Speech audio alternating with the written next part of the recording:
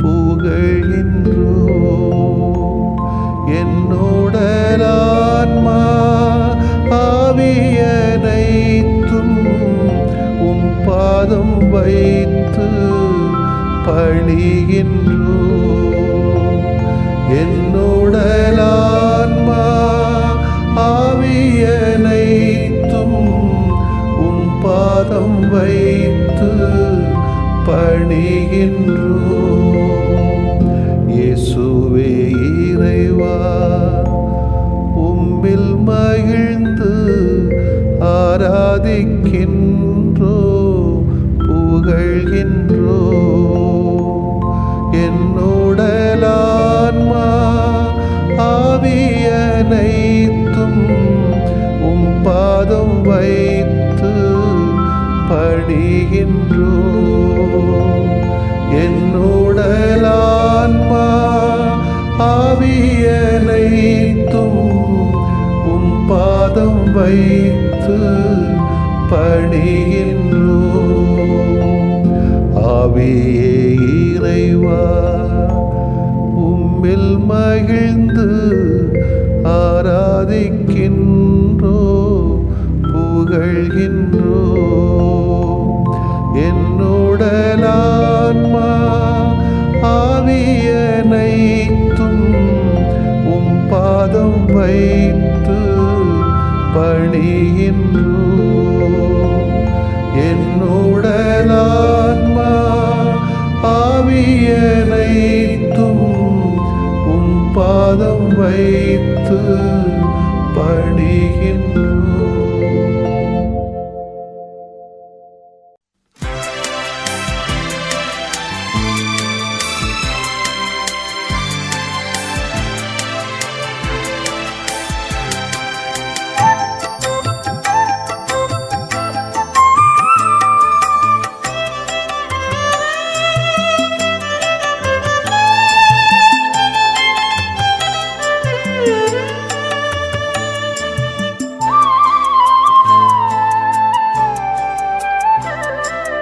அணையாத சுடராய் உனக்காக எரிய அழியாத அன்போடு வந்தேன்.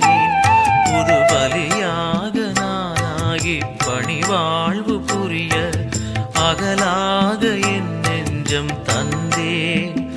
நான் அகலாக என் நெஞ்சம் தந்தேன். அணையாத சுடராய் உனக்காக எரிய அழியாத அன்போடு வந்தேன்.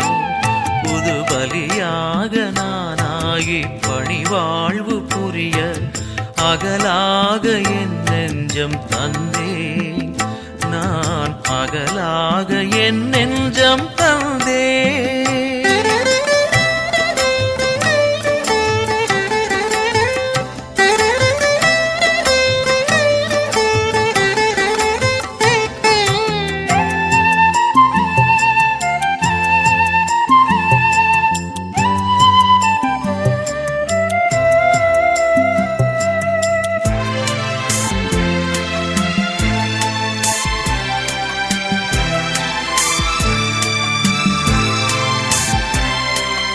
அழகான இதயம் நீ தந்தது, அதில் வழிந்தோடும் மொழியும் உன் அன்பானது.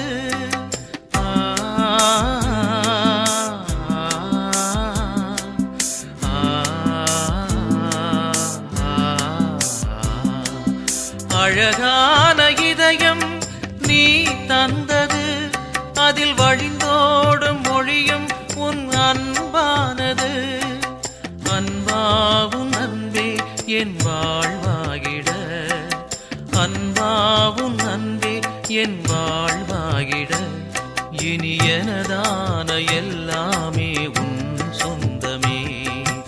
அணையாத சுடராய் உனக்காக எரிய அழியாத அன்போடு வந்தேன். புது பலியாக நானாகி பணிவாழ்வு புரிய அகலாக என் நெஞ்சம் தந்தேன். நான் அகலாக என் நெஞ்சம் தந்தேன்.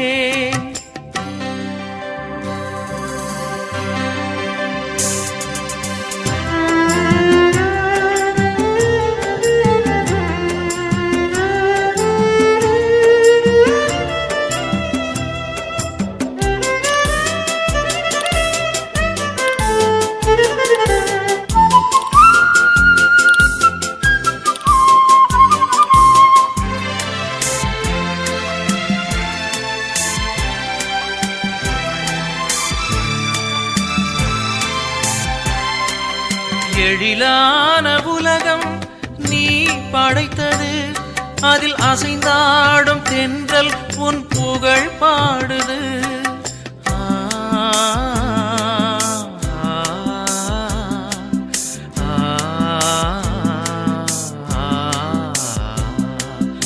எழிலான உலகம் நீ படைத்தது, அதில் அசைந்தாடும் தென்றல் உன் புகழ் பாடுது. தேவா உன் நிலையன்பு எனில் தங்கிட, தேவா உன் நிலையன்பு எனில் தங்கிட, இனி திசையெங்கும் உன் பாடல் நானாகுவேன்.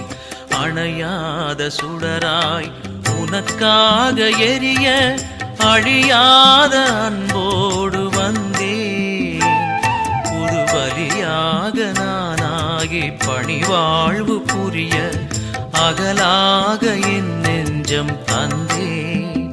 நான் அகலாக என் நெஞ்சம் தந்தேன். அணையாத சுடராய் உனக்காக எரிய, அழியாத அன்போடு வந்தேன். புது பலியாக நானாகி பணிவாழ்வு புரிய, அகலாக என் நெஞ்சம் தந்தேன். நான் அகலாக என் நெஞ்சம் தந்தேன்.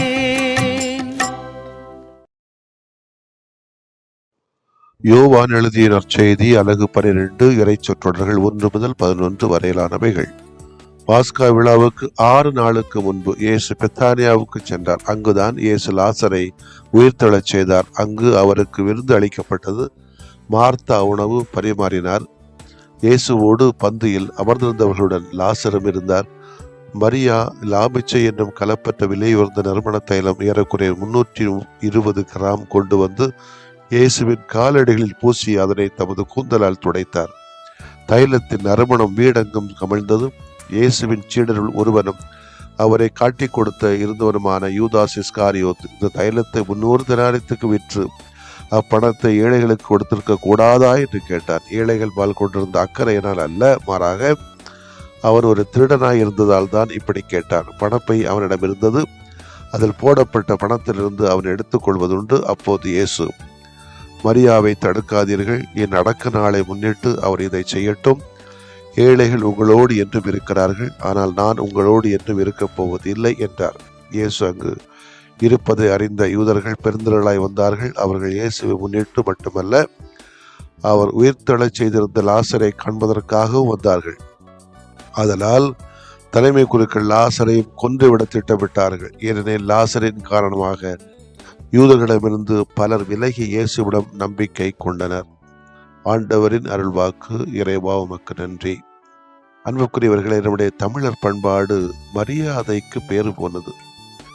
சினிமா நடிகர்களுடைய படங்கள் மீது கூட நம்ம பால் ஊத்துறோம் பாருங்க. அரசியல் தலைவர்கள் வருகின்ற போது வாகன சக்கரத்தில் விழுந்து வணங்குகிறோம் பாருங்க. நல்ல காரியங்களுக்காக பயன்படுத்தக்கூடிய வாழை மரங்களை வைத்து வரவேற்கிறோம் பாருங்க.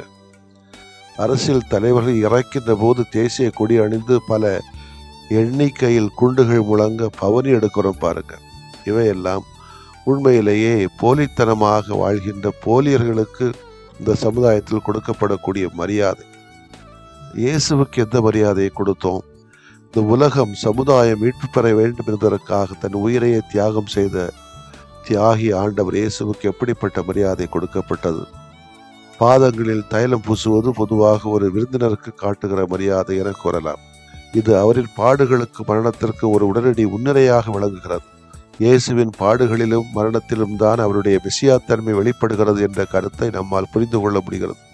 நறுமண தைலத்தின் அருமை கருதி அதை பூசி வீணாக்காமல் ஏழைகளின் நலனுக்காக அதன் விலையை பயன்படுத்தியிருக்கலாமே என்கிற ஒரு சிலரின் ஆட்சேபனையை இயேசு ஏற்க மறுக்கிறார். பூசுதல் செய்த பெண்ணையும் பாராட்டுகிறார். இயேசு சொன்ன வார்த்தை அவர் இறந்த பிறகு கல்லறையில் தைலம் பூச சென்ற பெண்களில் ஏமாற்றத்திற்கு ஒரு ஈடு செய்கிற முயற்சியாக கருதப்படலாம். இயேசுவின் செயல் அவருடைய மெசியா தன்மையுடனும் மீட்பு பணியுடனும் நெருக்கமாக இணைக்கப்பட்டுள்ளது என்பதை இயேசு குறிப்பிடுகிறார். இயேசு தன் மரியாதைக்காக பெண்ணை பூச செய்யவில்லை, மாறாக தான் இறந்து உயிர்த்தெழக்கூடிய மெசியா என்பதனை சமுதாயம் புரிந்து கொள்வதற்காக செய்யப்பட்ட காரியம் இது. யூதாசை பல முறை திருத்த பார்க்கிறார், ஆனா அவன் ஒத்துழைப்பு தரவே இல்லை. அதுபோலதான் நம்மள நிறைய பேர் இருக்கிறோம். கடவுள் நம்மை திருத்த பார்க்கிறார், திரும்பி வர பார்க்கிறார். நம்மளே பல பேரும் யூதாசை போல ஒத்துழைப்பு கொடுக்காமல், கடவுளுடைய கிருபை அல்லது கடவுளுடைய இரக்கம், அற்புதம் நம்முடைய ஒத்துழைப்பு இல்லாமல் நடக்காது என்பதுதான் என்னுடைய. நாம் எதற்காக மரியாதை பெற விரும்புகிறோம்? நம்முடைய அடையாளத்துக்காகவா அல்லது சமுதாய முன்னேற்றத்திற்காகவா? மார்த்தாவை பாருங்க, இயேசுவுக்கு உணவு பரிமாறினார். அவளால் முடிந்த செயல், அப்போதைக்கு தேவையான செயல். இயேசு மனம் நொந்து உடல் சோர்ந்திருந்த வேளையில் ஒரு பெண் என்னும் நிலையில் அவள் செய்தது அவசியமான செயல். அவளது துணிச்சல் பாராட்டுதற்குரியது. மரியாதை பாருங்க, லாமிச்சை என்னும் கலப்பற்ற விலை உயர்ந்த நறுமண தைலம் ஏறக்குறைய 320 கிராம் கொண்டு வந்து இயேசுவின் காரடியிலே பூசி அதனை தமது கூந்தலால் துடைத்தார். ஒரு பெண் ஒரு ஆணை தொட்டு தைலம் பூசுவது அவ்வளவு எளிதான ஏற்றுக்கொள்ளக்கூடிய செய்தி அல்ல. கள்ளம் கபடற்ற ஒருவருக்கு செய்கிற ஊழியத்தால் அவப்பெயர் வரினும் பயமில்லை என்னும் துணிவோடு இயேசுவோடு இறுதி வரை இருப்பேன் என்ற வைராக்கியத்தோடு அவர் செயல்பட்டது இயேசுவின் பாராட்டை பெறுகிறது. லாசர், தலைமை குருக்கள் லாசரையும் கொன்றுவிட திட்டமிட்டார்கள். பாவிகள் கூட இருப்பவர்களை சிதறடிப்பார்கள், குழி தோண்டுவாங்க. இன்னைக்கு நிறைய நடக்குது. பயமுறுத்துவார்கள், விலை கொடுத்து வாங்குவார்கள். இன்னைக்கு அரசியல்ல நிறைய நடக்குது. அநேகமாக அவர் கொலை செய்யப்பட்டிருப்பார். யூதாஸ் வாய் சொல்லில் வீரர், ஏழைகள் பால் இயேசுவை விடவும் இரக்கம் உள்ளவர் போல் நடித்தவர், பணத்தின் மீது அதிக அக்கறை கொண்டவர். பணப்பை அவனிடம் இருந்தது, அதில் போடப்பட்ட பணத்திலிருந்து அவன் எடுத்துக்கொள்வது உண்டு. இன்னைக்கு நிறைய பேர் இன்னைக்கு இந்த பண பைத்தியம் இருக்கத்தான் செய்யுது. யார் நாம்? நமது தீர்மானம் என்ன? தேர்ந்து செயல்படுவோம். நம்முடைய ஒத்துழைப்பை ஆண்டவருக்கு கொடுப்போம். நம்மை திருத்தட்டும், ஆண்டவரிடத்திலே திரும்பி வர செய்யட்டும். ஆமேன். மன்றாடுவோமாக. இறைவா, அனைவருக்கும் வேறுபாடின்றி உதவுகின்ற மனநிலையை எங்களுக்கு தாரும். ஆமேன்.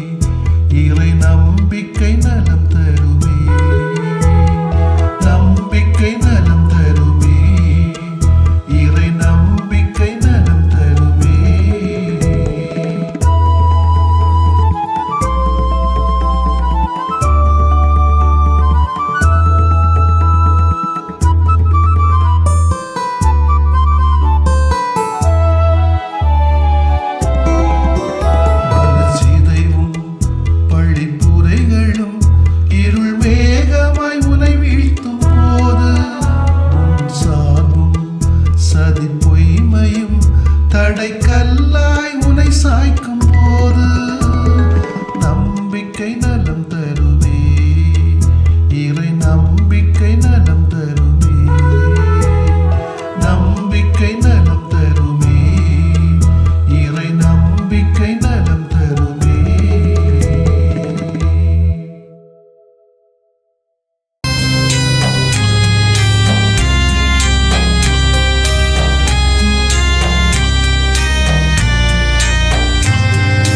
மாண்புயரிவருள்ளடையாளத்தை தாழ்ந்து பணிந்து ஆராதிப்போம். பழைய நியம முறைகள் அனைத்தும் இனி மறைந்து முடிவு பெறுக. புதிய நியம முறைகள் வருக. புலன்களாலே மனிதன் இதனை அறிய இயலா. குறைகள் நீக்க நம்பிக்கையின் உதவி பெறுக.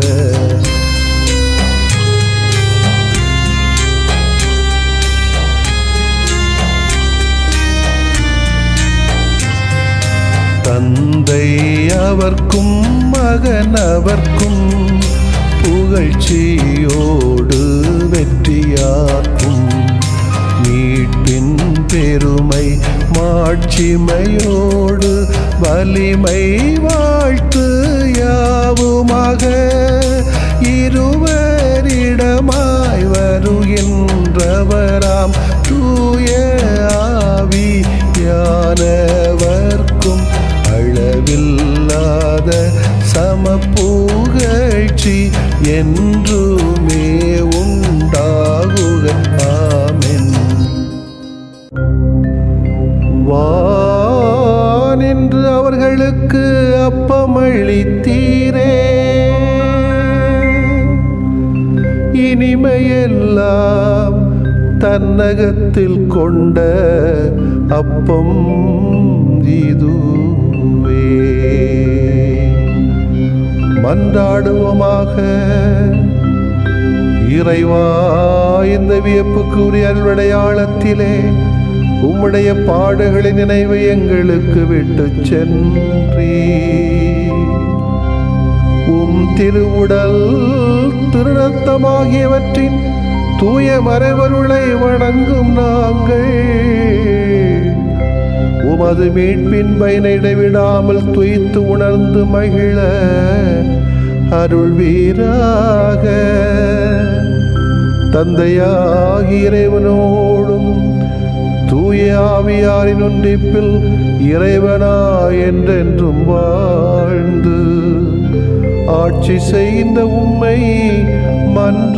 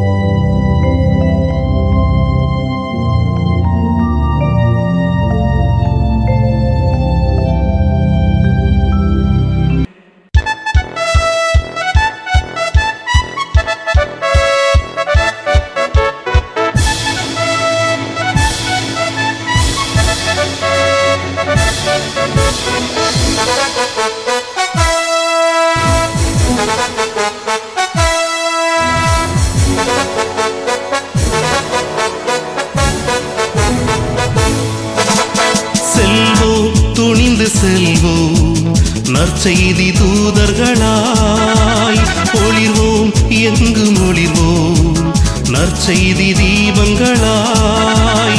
திருமுழுக்கு நமக்கு தந்த திருத்தூது பணி உணர்ந்து, திருமுழுக்கு நமக்கு தந்த திருத்தூது பணி உணர்ந்து செல்வோம், துணிந்து செல்வோம் நற்செய்தி தூதர்களாய், ஒளிர்வோம் எங்கும் ஒளிர்வோம் நற்செய்தி தீபங்களா.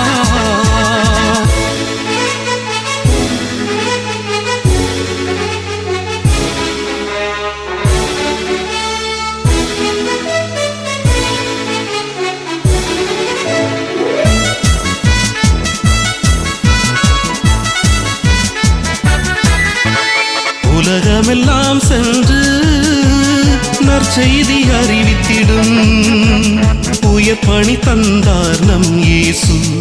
உலகமெல்லாம் சென்று நற்செய்தி அறிவித்திடும் உயர் பணி தந்தார் நம் இயேசு. அதை உளமாற ஏற்று உயிர் வாழும் நாளில், உளமாற ஏற்று உயிர் வாழும் நாளில் உறுதியாய் உழைப்போம், உலகினை வெல்வோம், செல்வோம், துணிந்து செல்வோம், நற்செய்தி தூதர்களாய் ஒளிர்வோம், எங்கும் ஒளிர்வோம், நற்செய்தி தீபங்களா.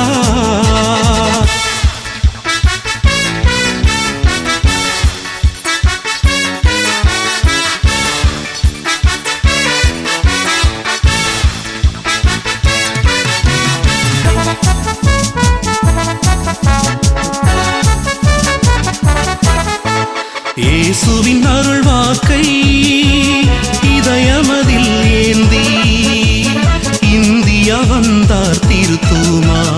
இயேசுவின் அருள் வாக்கை இதயமதில் ஏந்தி இந்தியா வந்தார் திருத்தூமா.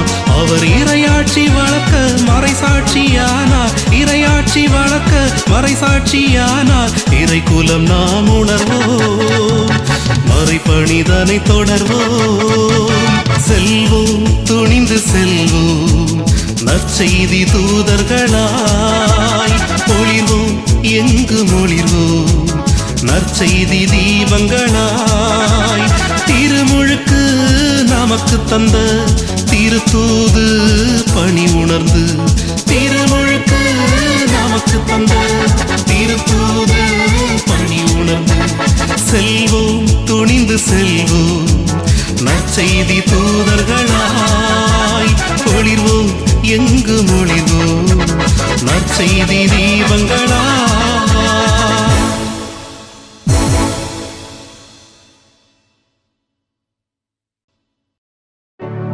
நிலையான புகழுக்குரிய தூய இறை நன்மைக்கு எல்லா காலம் தொழுகையும் புகழும் போற்றியும் ஆட்சிமையும் உண்டாக கடவது. போற்றியும் ஆட்சிமையும் உண்டாக கடவது. தந்தை, மகன், தூய ஆவியாரின் பெயராலே ஆமென்.